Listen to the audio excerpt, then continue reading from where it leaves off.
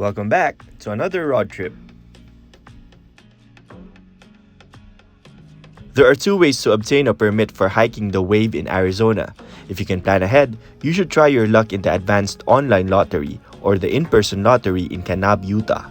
Hike is considered a strenuous hike. It's 3.5 miles in, 3.5 miles out. On uneven surfaces in sand and on the side of slick rocks. If anyone in your group is not able to do that, please do not sign them up.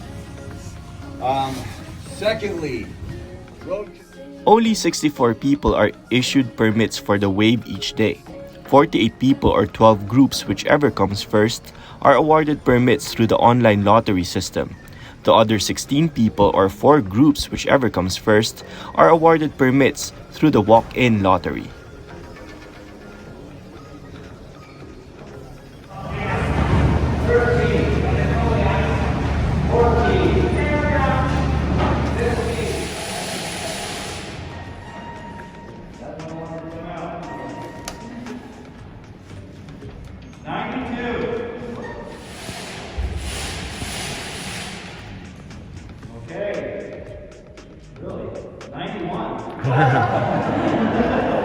Since we didn't win the wave lottery, we stayed for the Coyote Buttes South lottery, which draws a maximum of 20 people per day.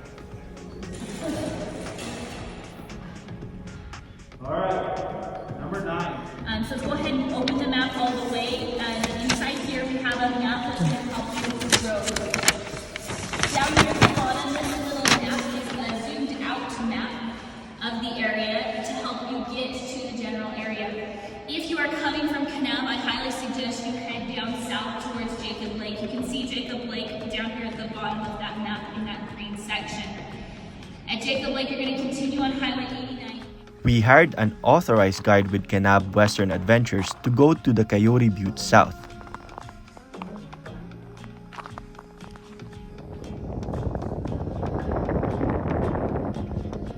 The roads that access the permit area consist of deep sand and sharp rocks. Because of the road conditions, two-wheel drive and all-wheel drive vehicles are not sufficient for reaching the access points. Four-wheel drive high-clearance vehicles are required. Experience driving in deep sand is also important. Every year, groups get stuck and stranded after attempting the drive without adequate experience or vehicles.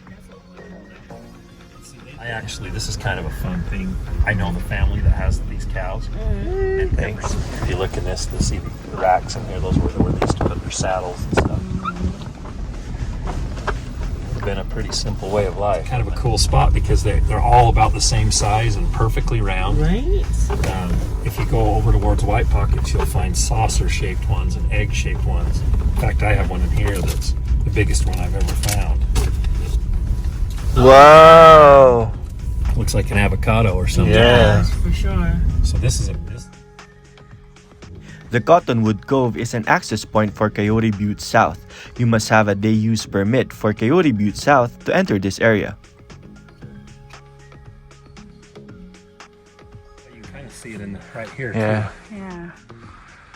That's ridiculously crazy. That blue sky with the contrast. Yep, is damn. amazing. We're so lucky.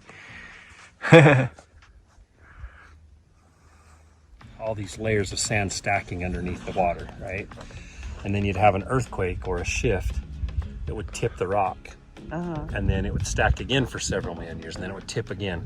That's what all these different angles are, just where the earth shifted and then it started stacking. They call it cross-bedding. Photographers out here that have been trying for 10, 12 years to get them to accept what we ever have. So then I started thinking I was pretty cool. Yeah. Yeah. That was cool.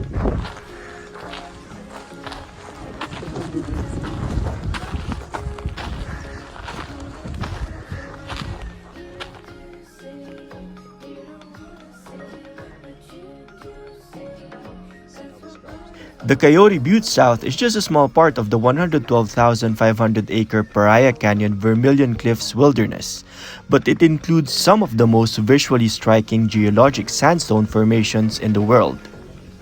See this? That is not a Moqui marble.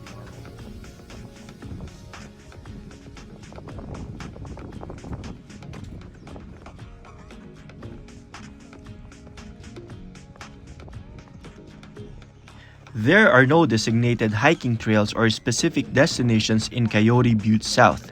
Hikers enjoy exploring and discovering their own routes.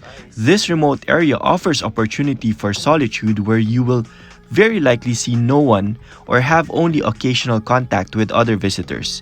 Permit holders should be in good physical condition and have good backcountry hiking and navigation skills.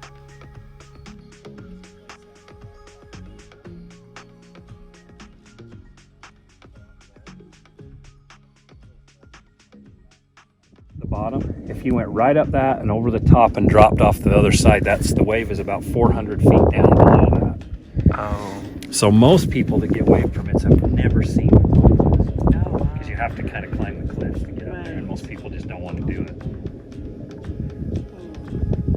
So that's part of the sand up in the middle of the sunbeam, and then it looks like almost like water coming down through. And this picture he took, because you know the native people are very spiritual, and right in the middle of this sunbeam where they threw sand was a one over there. This is all just the same kind of sandstone, but it's got that iron, kind of like those little monkey marbles. High iron content, this one's the layer. The vivid display of colors in these rocks is a result of mineral deposits. You will also see windswept layers of orange, yellow, and white rocks. So cool right there. Okay, so now you can see he's not very attentive to what's going on. Okay, so you walk right over. So that one. And there's one here, one right where right there. So a little part of one. And it's funny because some of these will cover when the wind blows. The sand will cover them. Even this one, maybe? Yeah, here's another set of them. Go all the way across. Those are the good ones. Look at those. Oh yeah. Oh yeah, this is very obvious. Wow. Obviously. I walked across those Obviously, for 3 years and didn't realize.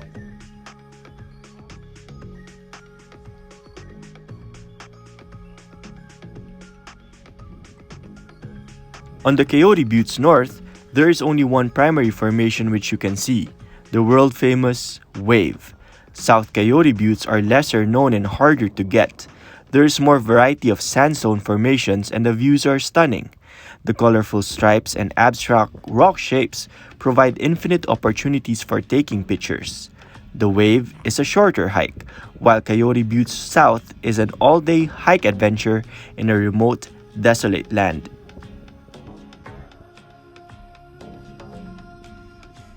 You are responsible for your own safety.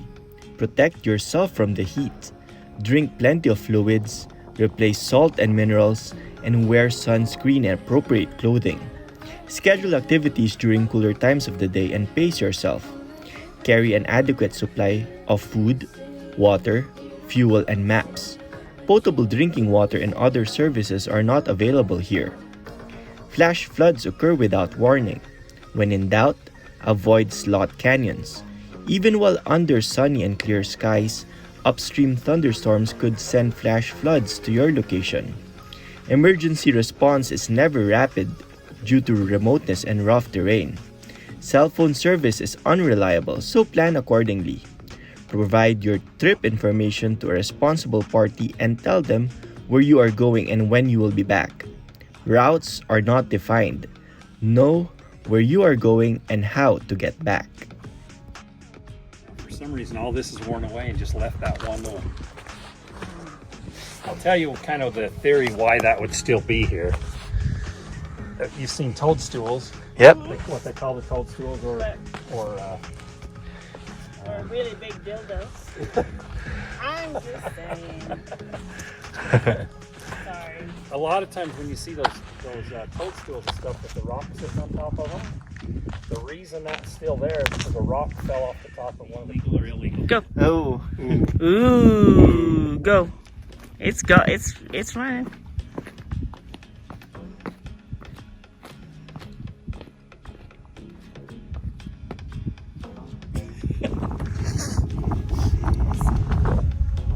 This is actually cool if it lit up in most places.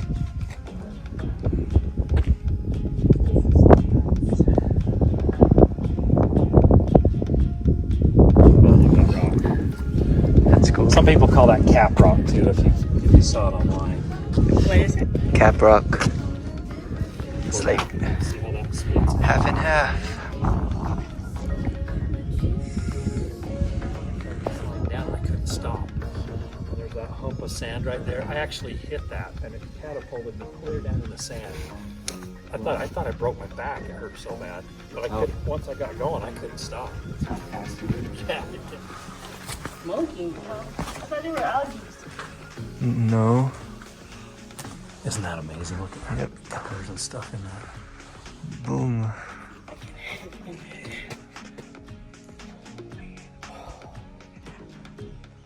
Oh, man, look at that. Oh, that's like throwing muscles. Let's go.